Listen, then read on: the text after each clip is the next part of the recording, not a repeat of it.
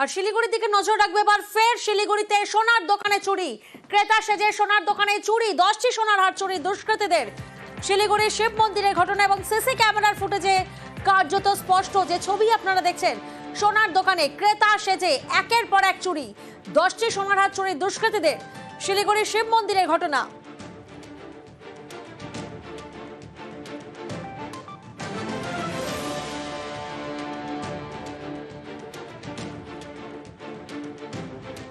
ক্রেতা সেজে দুষ্কৃতীরা আসে এবং তারপরেই হার নিয়ে চম্পট।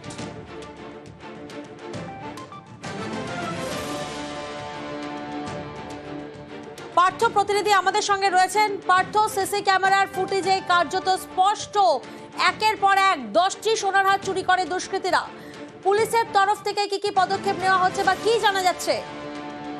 এখনো পর্যন্ত কিন্তু যেটা আমরা পুলিশের তো জানতে পারছি যে ওই সোনার দোকানে দুর্ঘটনা ঘটে সেই দোকানে সিসিটিভিতে বটে, পাশাপাশি ওই শিব মন্দির এলাকায় যেখানে ঘটনাটি ঘটেছে আশপাশে আরো সিসিটিভি ফুটেজ খতিয়ে দেখতে তদন্তকারী কর্তারা মাটিগাড়া থানার। কেননা যে দুষ্কৃতীরা যখন সোনার গয়না নিয়ে পালিয়ে যায় এবং যখন তার টের পায় স্বর্ণ ব্যবসায়ী, ততক্ষণে কিন্তু এলাকা ছেড়ে চলে যায় ওই দুই দুষ্কৃতী এবং স্বাভাবিকভাবে আশপাশে যে সিসিটিভি ফুটেজ আছে সেগুলো সংগ্রহ করছে তদন্তকারী কর্তারা। তবে এখনো পর্যন্ত কোথেকে এসেছিল বা কোনো বহিরাগত কোনো লিঙ্ক রয়েছে কিনা এখনো কিন্তু পুলিশ এই বিষয়ে স্পষ্ট নয়। যে দুজন দুষ্কৃতী আসে সিসি ক্যামেরা ফুটেজে কার্যত স্পষ্ট, তাদের মাথায় টুপি আছে কিন্তু মুখ ঢাকা নেই। সেক্ষেত্রে আশেপাশে সিসি ক্যামেরার ফুটেজ তো অত্যন্ত গুরুত্বপূর্ণ হয়ে দাঁড়াচ্ছে এদের চিহ্নিতকরণের জন্য।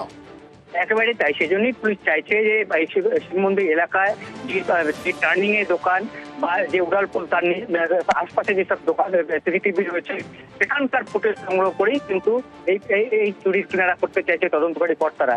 কারণ একের পর এক ঘটনা ঘটে হচ্ছে। এখানে আমরা দেখেছি যে সোনার দোকানে চুরি বা এটিএম লুট, সেখানে কিন্তু একটা বহিরাগত লিঙ্ক কিন্তু আমরা দেখেছি ছিল। কটার সময় এই ঘটনা ঘটে পার্থ?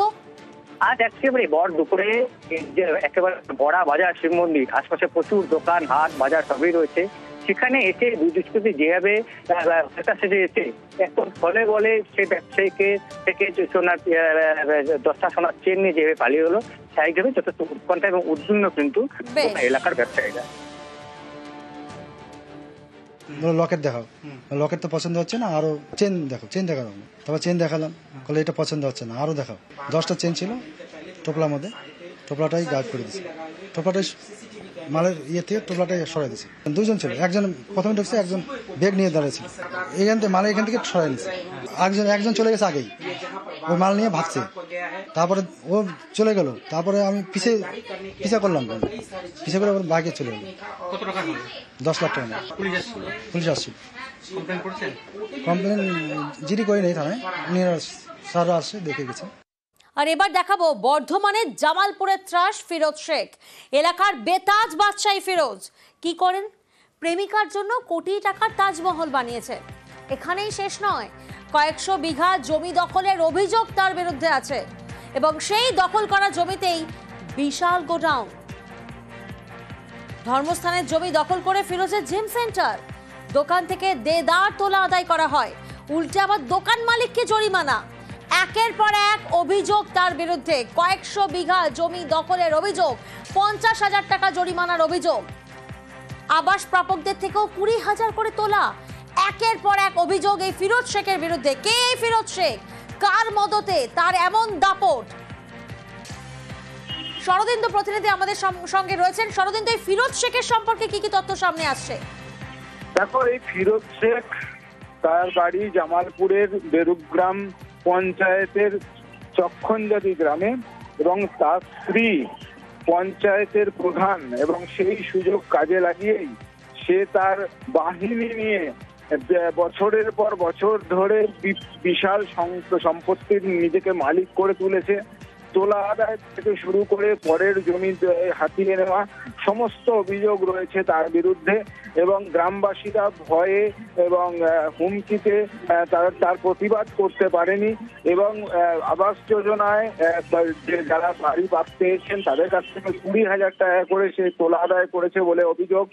পরের জমি দখল করে নিয়ে সেখানে বিশাল গোডাউন তৈরির অভিযোগ তার বিরুদ্ধে, এবং এই বিপুল সম্পত্তির পাশাপাশি সে তার প্রেমিকার নামের জন্য একেবারে তাজমহল তৈরি করেছে, প্রাসাদোপম বাড়ি তৈরি করেছে, এমনটাও অভিযোগ উঠছে। সব মিলিয়ে জমি দখল থেকে শুরু করে মসজিদের জমি, বিল্ডিং দখল করে সেখানে জিমনাসিয়াম তৈরি, এই সব নানান অভিযোগ রয়েছে এই শেখ ফিরোজের বিরুদ্ধে। ভুরি ভুরি অভিযোগ এই ফিরোজ শেখের বিরুদ্ধে। আমি গরিব মানুষ, আমার মা সরকার থেকে ঘর পেয়েছে, তাই এখান থেকে 20,000 টাকা নিয়েছে ফিরোজ। আপনারা দিলেন কেন? কি করে চাপে দিতে হয়েছে, না দেবো না টাকা, এই দেবো না, এই দেবো না করছে, টাকা দেবো না, এই দেবো না। মাল নিতে এসেছিল ফিরোজ বা ওর সঙ্গভঙ্গ যারা এসেছিল, সার নিল, দিয়ে বলে পয়সা দিচ্ছি বলে লোড করে নিয়ে চলে গেল, দিয়ে বলে একটু পরে দিচ্ছি, চাইতে গেলে হুমকি হামকা মারবো, এইসব দোকান বন্ধ করে দেবো এইসব বলে, দিয়ে পয়সা করি আর চায় না ভয়েতে। ওই 1,09,000 টাকা মতো মাল নিয়েছিল টোটালে 2 বছর মিলিয়ে। 25,000 টাকা পেমেন্ট দিয়েছিল আমাকে, বাকি টাকা দেয়নি। দেয় না, চাইতে গেলে চা যাবে না, চাইলে মারধর, না দোকানে চাবি দিয়ে দেবো, এইসব কথাবার্তা বলে, যেন ভয়ে চাই না। আমি তো ঘটনাটা ঠিক জানি না, আমি খবর নিয়ে দেখবো, যদি সত্যি হয় তাহলে দল নিঃসন্দেহে ব্যবস্থা নেবে, দলকে জানাবো। মত্ত অবস্থায় স্কুলে ঢুকে তাণ্ডব, অভিযোগ কার বিরুদ্ধে? পঞ্চায়েত প্রধানের বিরুদ্ধে এই অভিযোগ, যার প্রতিবাদে রাজ্য সড়কে বিক্ষোভ দেখান পড়ুয়ারা। যে ছবি আপনারা দেখছেন নদিয়ার পলাশীপাড়ার বার্নিয়ার ঘটনা। প্রতিনিধি সমীর আমাদের সঙ্গে রয়েছেন। সমীর, সরাসরি অভিযোগ পঞ্চায়েত প্রধানের বিরুদ্ধে, পড়ুয়াদেরকে পথে নামতে হলো বিক্ষোভ দেখানোর জন্য।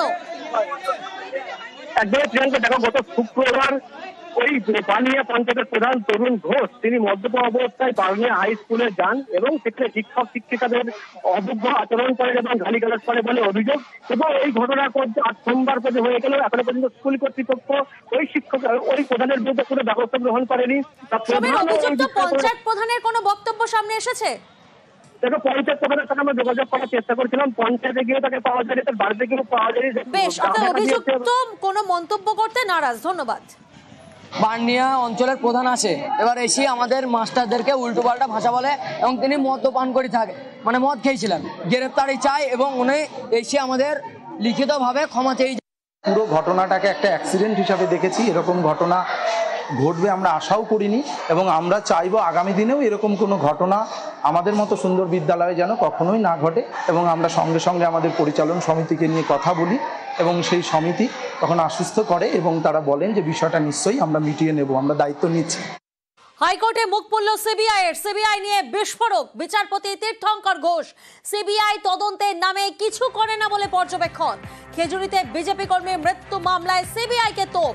সিবিআই শুধু গ্যালারি শো করে বলে মন্তব্য করছেন বিচারপতি। আরো একবার আপনাদের জানাবো, হাইকোর্টে মুখ পুরল সিবিআই নিয়ে বিস্ফোরক, বিচারপতি তীর্থঙ্কর ঘোষ।